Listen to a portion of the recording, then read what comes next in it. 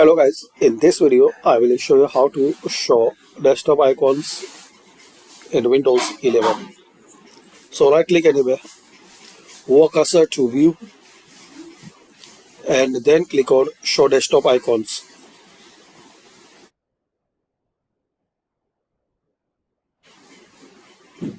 So all icons are appear here.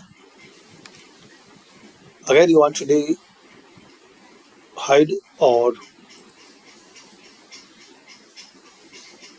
so view and again click on show desktop icons.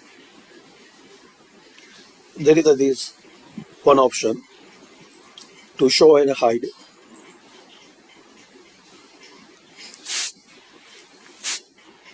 So this is the first video for this channel.